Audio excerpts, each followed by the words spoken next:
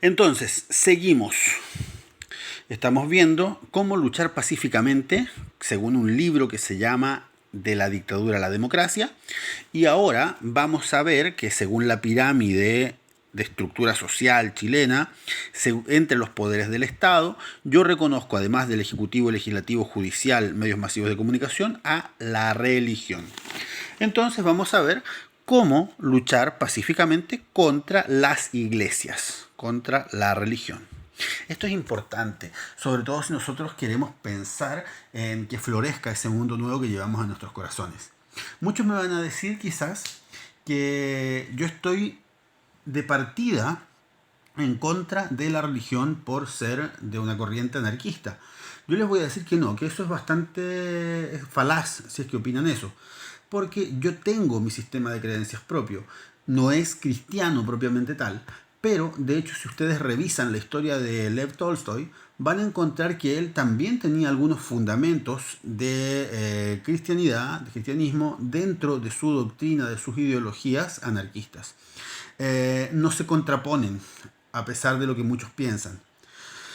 Pero me interesa que antes de hablarles de la religión, sepan que yo he tenido oportunidad a través de mi vida de conocer distintas religiones.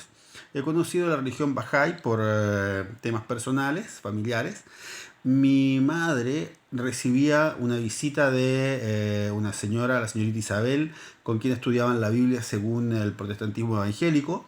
Un tiempo mi progenitor estuvo recibiendo en la casa testigos de Jehová con quienes estudiaban la Biblia.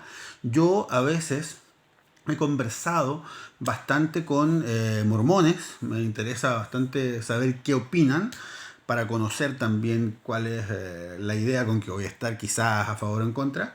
Y además yo estuve en colegio católico los primeros años de mi vida escolar. Mi madre estuvo haciendo un posgrado de teología según la Iglesia Católica, entonces algo de conocimiento tengo, no es que esté puro chamullando. Ok, para esto, vamos a ver que entre las debilidades, y aquí hablo de las iglesias, porque en realidad todas las iglesias que están dominando en este momento en Chile son principalmente cristianas, ¿ok?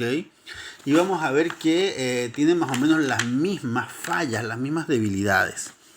Sus debilidades principales van a ser la ilegitimidad. Ya no son un representante legítimo. ¿Por qué no son un representante legítimo? Porque principalmente se han visto muy rodeadas de actos de corrupción. Ha sido corrupción política, que la podemos ver, por ejemplo, en la iglesia evangélica, donde se ha comprobado que un político, hijo de un pastor muy importante dentro de la iglesia evangélica, tiene algunos problemas económicos. O sea, aquí vemos un nexo entre política y economía, ¿cachai? Y vemos que también se han visto casos de abuso sexual, principalmente los más famosos han sido de la iglesia católica. En la corrupción económica vemos que hay algunos pastores que están quitándole de manera hasta deshonesta la plata a sus fieles. Y en lo político, para dar un ejemplo bastante cercano, cuando yo fui echado, despedido de mi trabajo de forma discriminatoria por Juan Igerra, Cerón, de alcalde de Alcagüe, él le dio mi trabajo a la hija de un pastor evangélico. Yo no tengo ninguna prueba, pero según algunos comentarios que escuché, a este pastor se le habría ofrecido el cargo mío para su familiar a cambio de apoyar al alcalde con los fieles de su iglesia. O sea que aquí vemos que realmente la iglesia está de la mano con la política incluso en las bases de la organización social. Imagínense lo que va a hacer después. Moreira en la Catedral Evangélica, el nombre de Dios presente en los discursos oficiales, pero rodeado de corrupción. Esto es interesante porque vemos que además la ilegitimidad de la iglesia se puede ver en los pocos fieles. Hay poca representatividad. La gente no cree como antes. Chile, no se olviden que es un país laico. En Chile se supone que la iglesia no debiera estar dentro de los poderes del Estado. Yo creo que la iglesia sigue estando entre los poderes del Estado. Por eso la considero una de los 6 poderes que yo reconozco dentro de los poderes del Estado. Nosotros vemos toda la oposición que ha puesto la iglesia con el tema del aborto. Hemos visto la oposición que puso con el divorcio, ¿cachai? La iglesia en general las distintas iglesias cristianas tienen un gran poder. Es importante que nosotros recordemos esto del aborto, del divorcio, porque en caso de conseguir una nueva constitución, hay que fijarse que la nueva constitución considere, obviamente de forma legítima, ciudadana, los derechos sexuales y reproductivos de los individuos. Vamos a ver también que hay una falta de fe. La falta de fe, la gente ya no cree en los dioses como creía antes. Vemos que, por ejemplo, hay una gente que se hace llamar libertaria, como este Axel Kaiser, que en realidad son liberales en lo económico solamente. Ellos tienen fe en la economía, en el dinero, pero no en Dios. Una de sus grandes ideólogas, esta papanatas de Ayn Rand, otro día si a alguien le interesa diré por qué creo que Ayn Rand es una farsante, pero ella, por ejemplo, se declara abiertamente atea. El Dios ha cambiado por un sistema económico. Yo les recomiendo, lo anoté aquí, leer un libro que se llama Dioses Menores, de Terry Pratchett. Chucha, no le anoté el apellido. Es súper entretenido ese libro. Es una onda como épico-fantástica, así como El Señor de los Anillos, digámoslo de cierta forma. Pero este libro en especial, Dioses Menores, se trata de una sociedad que termina creyendo más en la estructura de la iglesia que en Dios como tal. ¿Cachai? Entonces la iglesia, el armazón de la institución, termina siendo más poderosa que Dios. Recomiendo leerlo, en serio. A mí me gusta mucho. Para los que lean lo pueden encontrar en PDF. Dioses Menores de Terry Pratchett. Ok. Técnicas de lucha no violenta. Lucha contra la iglesia. No se olviden que las iglesias han dominado grandes revoluciones culturales y sociales. Han dirigido grandes matanzas en la historia de la humanidad. La Inquisición, la esclavitud de los negros, las matanzas de los indígenas latinoamericanos han sido todas avaladas y promovidas por la iglesia. ¿Ok? Así que ahora más encima que estoy diciendo lucha no violenta, es realmente la forma más pacífica de lucha contra estas instituciones. No estoy llamando a nadie a que haga destrucción de templos, porque realmente yo creo en el respeto de la fe ajena, no como ha demostrado muchas veces la iglesia. Ok, primero, elevar solicitudes a los representantes, sea evangélico, sea católico, sea testigo de Jehová. Los representantes de las distintas iglesias pueden, por ejemplo, escribir cartas al gobierno para manifestarse acerca de la libertad de los presos políticos que están detenidos desde el, ¿cómo se llama?, levantamiento, estallido social. Hace falta que los curas, que los pastores manden su opinión de defensa a los derechos humanos. Hay que organizarse con otros fieles. De repente la gente de la misma capilla, de repente la gente de un mismo sector, la gente que asiste a la misma iglesia, puede empezar a ver en la estructura de su determinada iglesia cómo colaborar para hacer ollas comunes, para darle regalo a los cabros chicos, para ver a las personas que están detenidas desde el estallido social, para cuidar a los viejitos en este tiempo de pandemia. Estoy seguro que lo están haciendo en algunos casos, pero me parece que es importante que esto se siga haciendo, principalmente para poder también estructuradamente denunciar irregularidades.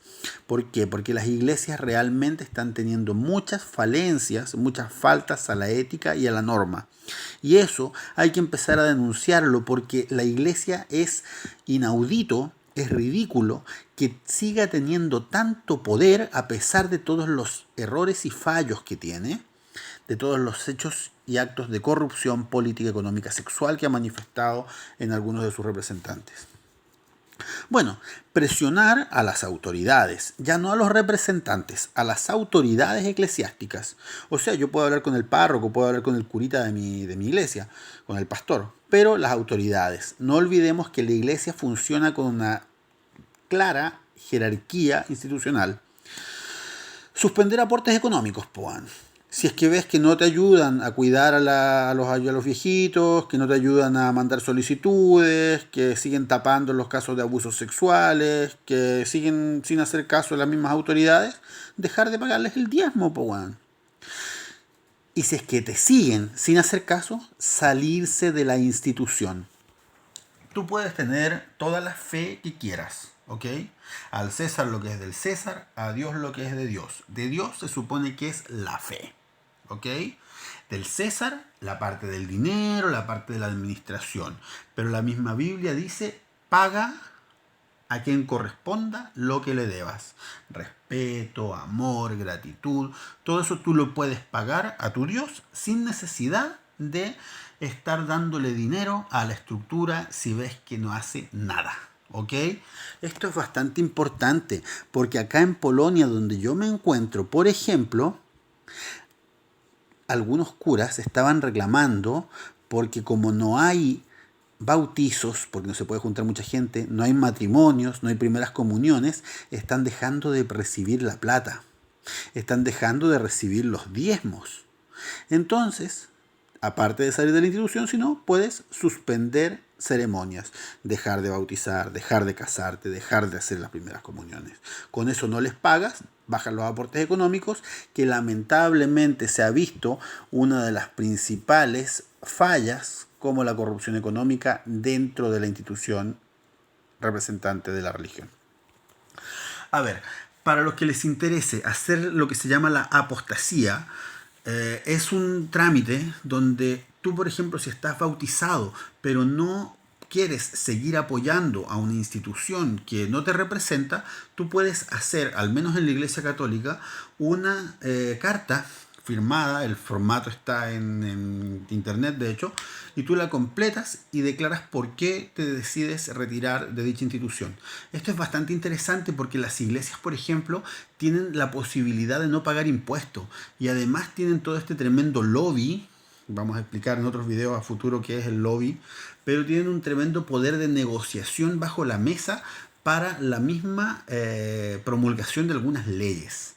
Les apuesto que cuando se venga ya la campaña del apruebo y del rechazo, hay determinadas iglesias que fuertemente van a empezar a presionar a sus fieles para que se inclinen por el rechazo de la nueva constitución. Porque una nueva constitución, al tener bases en el pueblo, debería quitarle tanto poder a la iglesia. Repito, la moral es una cosa, la ley es otra. Y Chile, si es un país laico, debe tener separadas estas dos situaciones. Yo creo que hay que seguir peleando por todos lados porque, como les he dicho antes, una revolución social la gana el pueblo que no la pierde y la pierde el Estado que no la gana.